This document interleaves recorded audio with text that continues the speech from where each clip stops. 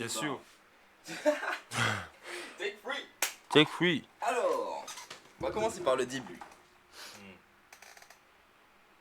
C'est sa première fois sur YouTube. C'est la première fois qu'il fait une vidéo sur YouTube. C'est moi qui lui ai recommandé de le faire, c'est moi qui lui ai demandé de le faire. Et tu comprendras en fait que la thématique principale c'est l'aviation. Je pense que tu vois l'image sur le côté, donc tu as peut-être déjà deviné de quoi on va parler. C'est sa passion, et en fait à chaque fois qu'il m'en parle, alors que c'est pas du tout un domaine qui m'intéresse de base, j'apprends des choses intéressantes qui font que je m'immerge un peu dans cet univers-là. Donc je lui ai dit que ça pourrait être intéressant qu'il partage avec justement des YouTubiens comme toi. Voilà. Donc, peux-tu te présenter? Salut, bonjour, bonsoir. Amis terriens et aériens. Ça va être mon gimmick. Je m'appelle Emmanuel Bordeaux, j'ai 29 ans, je suis martiniquais, je suis mécanicien aéronautique. Et du coup, je suis venu là, de force un peu. J'ai été un peu contraint, amicalement, de vous parler de ma passion et du coup de certaines thématiques qui, en général, Ouais. tout un chacun peut se poser, quoi. D'accord. On voit les avions comme ça, mais on sait pas forcément où on a commencé. Oui. On voit les bateaux comme ça, on sait pas forcément où on a commencé, etc. On voit pas tous les rouages en fait. On voit pas forcément tous les rouages. Hein. Quand vous voyez une star, on ne sait pas ce qu'elle a fait derrière. Ouais. Vous comprenez? Donc, quand vous voyez le final, pensez quand même qu'il y a des gens qui sont morts, il y a des gens qui se sont blessés, il y a des gens qui ont échoué, il y a des gens qui ont été forcenés, il y a eu des têtus, il y a eu des génies, il y a eu des échecs, il y a eu des... Tout. Les avions, c'est comme une vie, c'est comme une histoire d'amour. Il y a tout, tout est dedans, et tout fait en fait l'histoire de l'aviation. Bon, je vous explique. En gros, là, au début, l'homme a voulu apprendre à voler, d'accord? Donc, c'était le rêve de l'homme et tout ça, monsieur Icare et tout, hein, avec ses plumes qui faisaient 1m40, 1m50, mais qui n'a jamais volé. Je vous rassure, hein, là, on peut pas. On n'aurait pas pu, en vrai. D'accord? Ok, deuxième chose, il faut vous dire qu'en fait, oui, on a voulu voler, mais oui, on a voulu voler. Pas voler, dérober, mais on a voulu voler. On a toujours voulu voler parce que c'est quelque chose qui, du coup, ça nous fascine. Hein. Vous comprenez quand même que, bon, on court derrière un oiseau, l'oiseau il vole, il a une capacité que nous on n'a pas, et du coup, il s'échappe, et c'est lui qui gagne. Ouais. Vous trouvez pas ça. Non? Ok? Moi, je trouve ça un peu bizarre, donc du coup, en fait, il y a eu des fous qui se sont dit, tiens, allons essayer de faire comme les oiseaux. Donc, il y a eu Léonard de Vinci qui a commencé à faire 2-3 maquettes, etc. Mais vraiment, vraiment, le vif du sujet, c'est, voilà, début du 19e, enfin, fin du 19e, début du 20e. Voilà. Donc, les mecs, ils ont commencé à... Ouais, révolution industrielle, les frères, ils ont commencé à avoir vraiment des matières premières, ils ont commencé à faire vraiment des choses avec. Comme qui? Les frères White, Monsieur Renault, qui a du coup fait le Blériot, pas le blaireau. Blériot. Il a fait le blaireau aussi, on sait pas. Oui, et du coup, voilà, on a commencé en fait, mesdames et messieurs, avec du bois, de la tôle, et Au besoin de 972. voilà, Le pays. un peu de tôle et beaucoup de toile. Voilà. Et en fait, ils ont commencé à faire vraiment. Ils ont pris une architecture tout à fait basique. Ouais, aux Antilles, ils auraient fait ça avec un truc madras en vrai. En vrai, ouais. Ouais, avec des feuilles de banane tressées. Ça aurait été lourd, hein, en vrai. Bien sûr. Franchement, tu t'imagines un parachute avec du tissage vannerais, c'est hyper lourd. Beau, hein. Mais je pense que ça serait super cool. C'est vrai, bref, revenons au sujet. Oui. Alors. Est-ce que tu peux m'en parler en détail à peu près? Les frères White et de Blériot.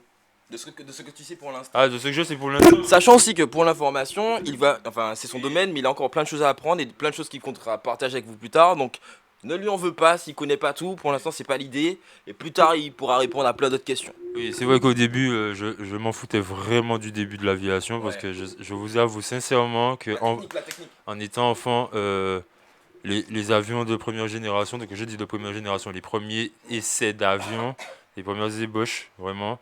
Les prototypes quoi. En fait, ils ont été créés mais ils étaient moches. Ouais. Et il fonctionnait pas. Et c'était pas assez puissant. Enfin bon, c'était pas aussi beau qu'on connaissait. En Que, gros, c'est de la, voilà, de la merde, quoi. c'était vraiment. Enfin, c'était une ébauche de merde. Et ce qui s'est passé, c'est que ces mecs qui ont fait des merdes, en fait, en vrai, c'est Si merdique que c'est ça. grâce à eux quand même qu'on a ces espèces de super avions, super développés, etc. Donc merci à eux.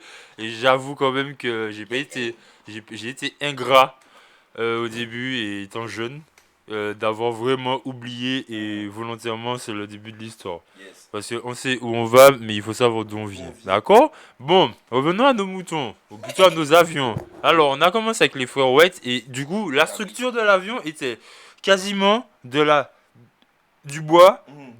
de la tôle et de la toile. Ouais. Sauf que, en fait, les mecs, moi je vous explique un truc, ils savent pas grand chose. Donc, ils vont. Vous savez, l'être humain, on est bête et discipliné. On a des trucs à côté de nous, donc on va chercher ce qu'il y a à côté de nous. On va pas aller regarder s'il y a d'autres mecs qui ont fait. Ouais. Personne n'a fait, on va essayer de voir ce que la nature a fait. Ouais. Donc, ce qu'ils ont fait, les mecs, c'est qu'ils ont représenté quasiment à l'identique un appareil volant imitant un oiseau naturel. Ouh. Qu'est-ce que ça fait? Ça fait un avion. Wow. Tu savais que c'était ça? Avion? Ah oui, Avion, appareil volant imitant un oiseau naturel. Donc du Ah coup, qu'est-ce ouais. qu'ils ont fait? Naturellement, ils ont fait ce qu'ils voyaient, en fait, quasiment au ralenti, quoi. Sauf qu'on voit pas au ralenti. Mais voilà, en fait, vous prenez un aigle Mm. qui vole avec les ailes complètement déployées et vous verrez des similitudes vraiment propres à l'oiseau. Donc des grandes ailes, une queue à peu près, enfin une queue vraiment derrière, et qui a une espèce de gouverne vite fait, et puis des pattes. Sauf qu'en fait on peut pas faire de pattes, du coup on a pris des roues. Vous comprenez quand même que des pattes pour rouler, c'est pas bon.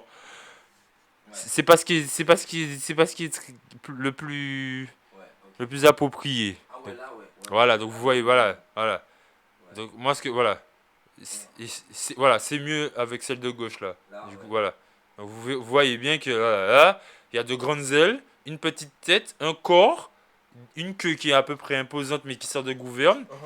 Et vous voyez bien là que l'aigle il est bien, il est posé. Ce truc c'est qu'on essaie de faire comme lui, d'accord? Oui.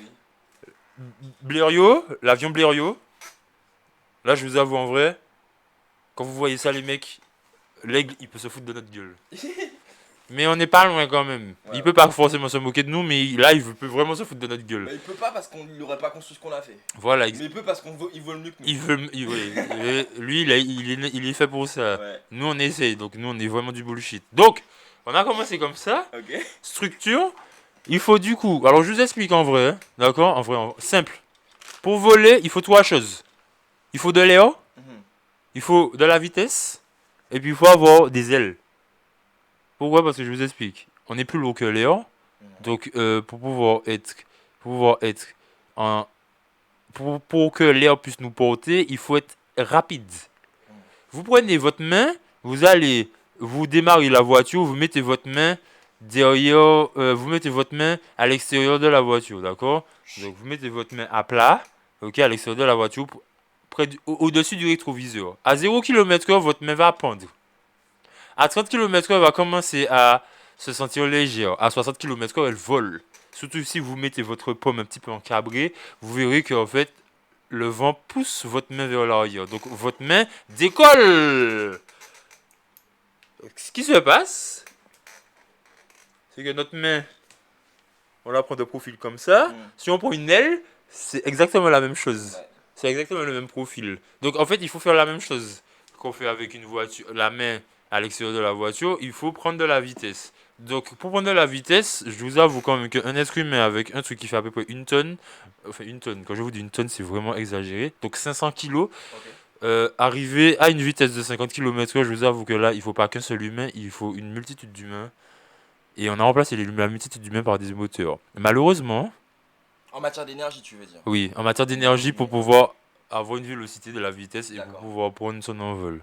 Tu dirais qu'il en faudrait combien d'humains dans Franchement. le cas que tu as évoqué. Franchement, dans le cas que j'ai évoqué, allez, une dizaine de personnes, mais bon, une dizaine de personnes, il faut que ces personnes-là soient coordonnées pour qu'ils puissent atteindre une vitesse, une vélocité, etc. etc. Yep. Logiquement, c'est impossible. Ouais. Moi, je vous le dis. Moi, j'arrive, je commence à courir, je me casse la gueule Yes. d'entrée. Moi aussi, en suivant. Donc, du coup, ils ont remplacé ça par les moteurs. Donc, vous prenez un moteur, vous mettez vous prenez un petit arbre, vous collez un petit ventilateur devant, hein, les pales de ventilateur comme ça là, et ça vous fait une hélice. D'accord, l'hélice, on la connaît, d'accord, ça brasse de l'air, donc du coup ça aspire vite fait, voilà. Donc l'hélice elle est comme ça, l'air passe, ça avance, action-réaction, voilà. Sauf qu'en fait, là, dans les années 1900, 1910, 1920, techniquement parlant, on n'est pas au point ni sur les moteurs, ni sur la structure de l'avion. Ouais. Donc les mecs, ils vont vraiment continuer à faire des expériences, des expériences, des expériences. Donc il y a là le bléoyo. Il y aura l'avion des frères White. Il y aura les avions en bois de toute envergure. Franchement, les frères, là, je vous montre le bléoyo parce qu'il est propre. Ouais. Il y a des avions, ce sont des catastrophes structurelles. Stop. On va devoir couper parce que YouTube c'est 15 minutes. C'est 15 minutes? Ouais, donc je vais couper ça là et ensuite on fait la deuxième. Pourquoi? C'est 15 minutes en vrai? Ouais, 15 minutes sur YouTube, sauf quand tu vas mettre ton idée. En gros, la suite à l'épisode juste après. Salut. C'est 15 minutes. C'est 15 minutes, ouais. Oh putain. Je vous ai dit, il découvre YouTube. Attends, wesh. Oh non, t'as déplacé mon truc. Ah, on a encore. Ah non, on est gentil. On a encore 4 minutes. 3 minutes 30. Ok, donc en fait, là, après, on a. Après, les mecs, ils ont évolué un peu, tu vois. Donc, Ouais. ils ont essayé plusieurs types de structures. Ils ont commencé à disposer les ailes un petit peu n'importe où, n'importe comment. Ils ont essayé de chercher. Qu'est-ce que tu veux dire par n'importe où, n'importe comment? Ben, Est-ce que t'as d'autres versions? ils ont essayé la voilure en haut. Donc, en haut de la structure, Oui. tu mets les ailes. Ils ont essayé en bas de la structure, tu mets les ailes. Ils ont essayé les ailes parallèles. Ils ont essayé les triple ailes parallèles, les quadruple ailes Ça a pris combien parallèles. de temps ce processus? Ça a pris une vingtaine d'années en vrai. Ok. Parce que quand je te dis, là, ils ont vu qu'une personne a fait. Tu as un exemple de nom d'avion de ce type? En vrai, non. Comme je t'ai dit, là, au début, le début. Moi, j'ai commencé dans les années 50, hein. D'accord. Vraiment, avec. Alors, ça, tu parles de ça? Oui, voilà. Mais ça vole déjà bien. Ouais. Ça vole déjà Donc bien. tu parles de ceux qui étaient en toile. Ouais, les vraies toiles. Là, ça vole déjà bien. Là, c'est Première Guerre mondiale, Deuxième Guerre mondiale. Là, ça fout ça. Là, en vrai. Ouais, t'as vu ces vieux coucou casse-couilles là, man? Ben, regarde, voilà, là, en noir et blanc, enculade. Regarde comment c'est, frère, c'est moche. Eh frère, attends, vas-y là. Oh, oh, oh, hop là. Oh, C'est moche. là c'est tellement moche que c'est parti. Ok, t'es quoi, voilà. Ah là, le monsieur. Ah, monsieur. Ah. Donc là, vous voyez quand même que voilà, il y a deux, trois prototypes qui ont été construits. Vous voyez bien pertinemment que là, en vrai, c'est c'est pas très fiable. Même au vu, c'est pas très fiable, les frères. Donc du coup, voilà.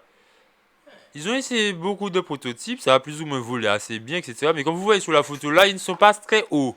Parce que bon, là, le moteur ne tient pas bien, etc., etc. Il y a des risques. Voilà. Ils ont commencé par là. Ensuite, il y a eu il y a eu les guerres. Donc, Première Guerre mondiale, il y a eu des avancées techniques. Deuxième Guerre mondiale, il y a eu beaucoup d'avancées techniques. Et c'est à partir de la Seconde Guerre mondiale que vraiment l'aviation a pris un essor exponentiel. Dans le sens où, techniquement, la Seconde Guerre mondiale a apporté beaucoup d'avancées. Les moteurs sont plus puissants. Les avions ne sont plus en bois, mais ils sont en métal. Ouais. Les caractéristiques structurelles sont bien définies.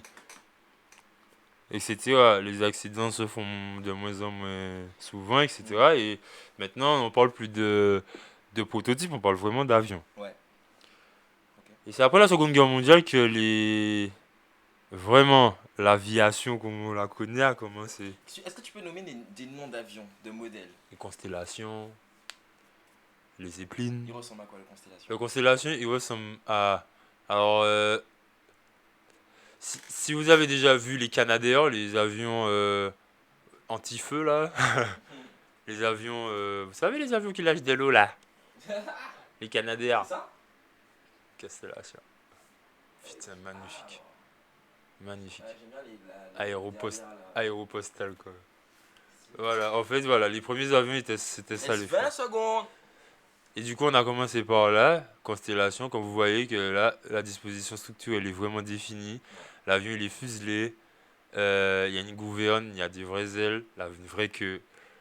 C'est pas comme le Blériot au début, et je vous avoue que là, l'aviation commerciale commence. Le prochain épisode. Ah non, c'est pas ça. Salut!